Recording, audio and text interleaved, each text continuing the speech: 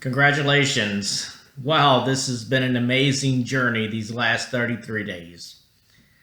Personally, I have enjoyed Father Jonathan's daily talks reflecting on the different virtues, the different aspects of the Eucharist, and a different and deeper appreciation of this great gift that Christ has given to us. This daily reminder of how much our God comes to us and delights in us. Father Jonathan asked, what are we most grateful for? Well, over the last 33 days, I've become more grateful in knowing that God does delight in me. So much so that God comes and tabernacles within me. Over these last 33 days and reflecting upon this, it just blows my mind to realize that I am that loved, that I am that valued, that I am that trusted to carry the living God within me when I receive the Eucharist.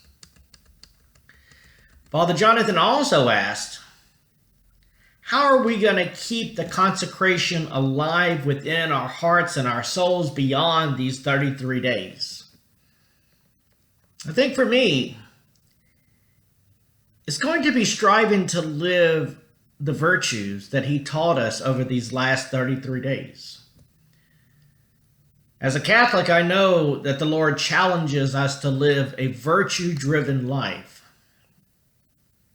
so that we can respond to his people the way he did, with love, with mercy, and with joy, delighting in every encounter we have with the other, the way God delights in us.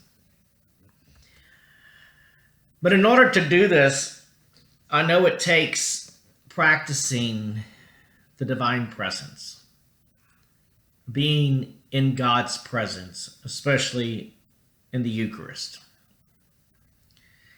and carrying that with me when I encounter you, when I encounter the other, of recognizing that that encounter is always an encounter with the divine. In order for me to grow in this realization of what God is calling me to do, what God is calling me to recognize in each and every person I encounter, I'm starting to take a longer pause when either I stand before the tabernacle or cross in front of the tabernacle or approach the tabernacle.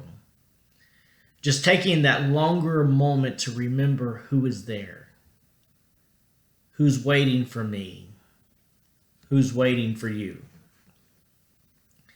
Every single one of us are going to walk away from these 33 days carrying new lessons as we move forward.